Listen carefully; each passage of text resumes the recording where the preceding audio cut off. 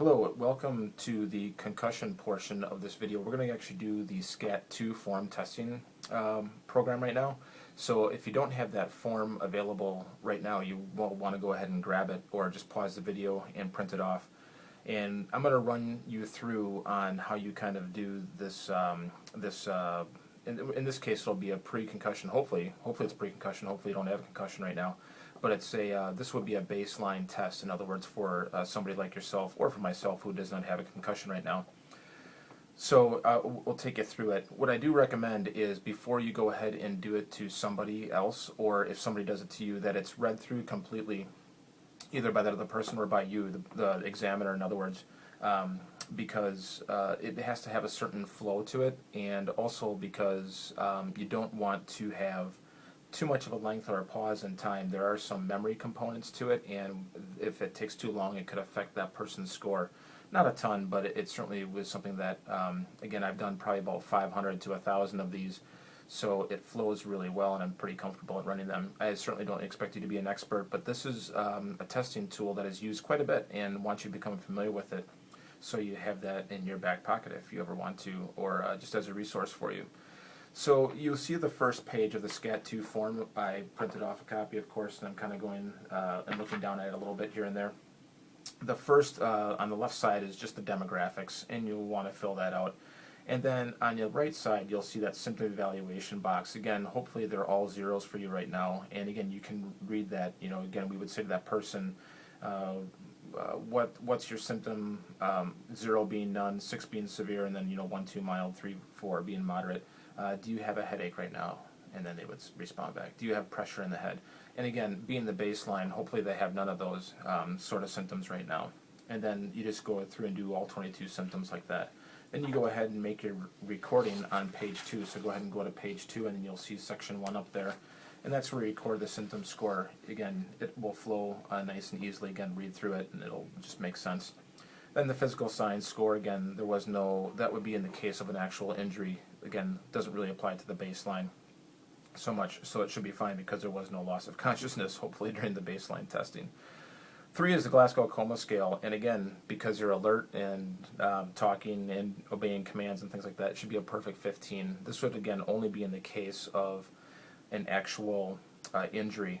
And so, again, for the baseline, it should be a perfect 15. The sideline assessment, the box number 4 all the way down the bottom, should be, we don't even do that one for the baseline. Again, it's a sideline assessment if somebody actually had gotten hurt or had a head injury.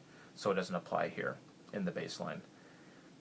Box number 5, again, you'll see the cognitive assessment. This is where I guess kind of like where the rubber meets the road as far as the concussion assessment really is really applied.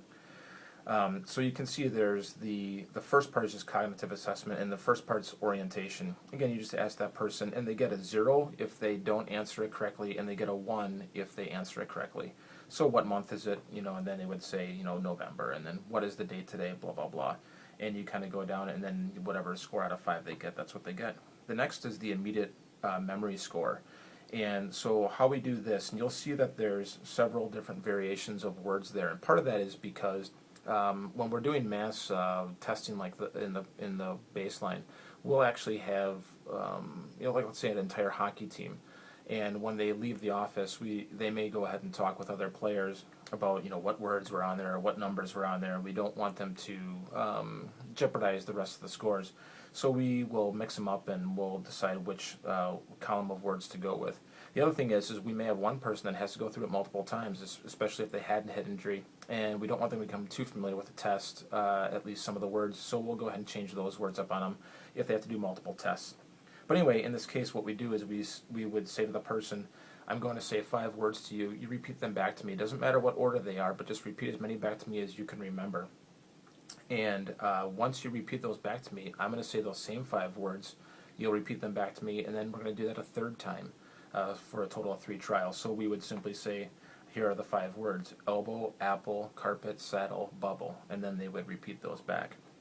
And then again, when they do that, we would do it a 2nd time: elbow, apple, carpet, saddle, bubble. They would repeat them back, and then we would do it a 3rd time, and then that would be our score out of 15. The digits backwards, or the numbers backwards, test their concentration. And so what we do here is you'll see there's a series of 3. a series of 4, a series of 5, and then 6 numbers. And then you'll see that again there's multiple ones. They actually have to fail this twice. So in other words, a lot of times I'll say, okay, if I say so you repeat the numbers back to me in reverse order. So if I say the numbers 1, 2, 3, you say 3, 2, 1. However, the numbers I'm going to give you are not going to be in sequence like that, and I may add another number to make it more difficult. So in other words, when I say 493, they should say 394. Then I move on to the next layer of difficulty, which would be 3814. Let's say they say 4813, like they repeat it incorrectly. Then I give them a second chance. They have to fail it twice, remember. So then I would go to the next order, or the next column over, and I would say 3279, and then they would say 9723. Let's say we go to the next one then, so they pass that, so they get in, because they got that second chance and they scored it correctly. And I would say 62971, and then they say that one incorrectly. They don't repeat them back in reverse order. And then I go ahead to the next column and I say 15286, and let's say they fail that. Then they get a 0 there, and then they automatically get a 0 for the next one. So wherever they fail at, they get a 0 all the rest of the way through. Okay. Then we would go to more concentration. Then we say, can you say the months in reverse order, beginning with December, November, and so on. And then they would have to repeat those in reverse order. Because some people may not be good with numbers, but they should be able to do words. So that kind of, again, there's no right or wrong answers on this test. It's all individual to that person. That's what's so nice about it. The next part is then the balance examination. This you're going to have to read through with some pretty good detail, and maybe even run yourself through it before you go ahead and test somebody else, or again, before you do the whole test comprehensively, maybe do it in sections. But again, the balance testing, you'll see that you can score it on the bottom, and there's the max number of errors of 10. You can see there's the balance testing types of errors about 3/4 way or 2/3 way down in that box 6. But again, there's 3 different tests. There's a double leg stance, there's a single leg stance, and then there's a tandem stance. They should have their hands on their hips as they do this, and then they should close their eyes as part of that, just to make sure that we're on the same page with that. The next thing is a coordination exam in box 7, and that's just upper limb coordination, and then they'll simply raise their arm up to 90 degrees and then try to touch their finger to their nose as fast as they can 5 times. They should get it done within 4 seconds. If they don't, again, you can see where the errors are. So on the bottom of the box it says note for testers, what the errors are. And you should get a 1 out of that, hopefully. And then the cognitive assessment, again, we do a delayed recall, and then we say, remember those 5 words I said to you before? Repeat as many back to me as you can remember. And then they try to repeat them back, those 5 words that you said in those 3 trials earlier. So then that is basically the test, and you get an overall score at that point. So then you go ahead and take those box areas, or you take those section areas, and you go ahead and record them in your overall score area. And it should give you a score on a 100-point scale. There's one little error that actually is on this test, and I haven't called the people on it, and haven't seen the correction on it. But we're in the subtotal, underneath the subtotal where it says immediate memory score, that should be out of 15, and on the concentration score, that should only be out of 5. They flipped those around for some reason. I'm not exactly sure how that got missed. But that should give you your score out of 100.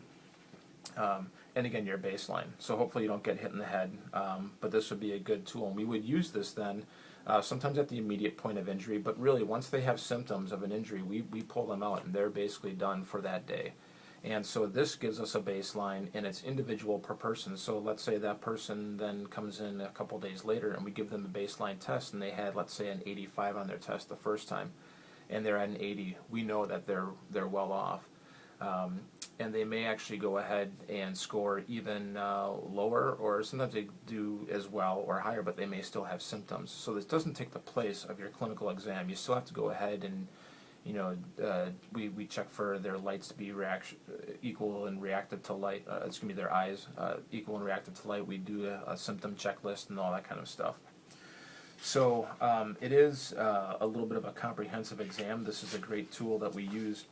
And again, every concussion is different.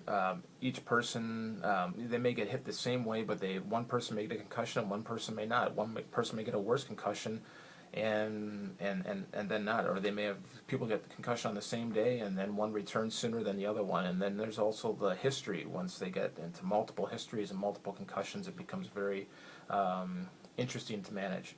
So this is the SCAT2 portion of the test, and hope that goes well. Good luck with your test. Bye.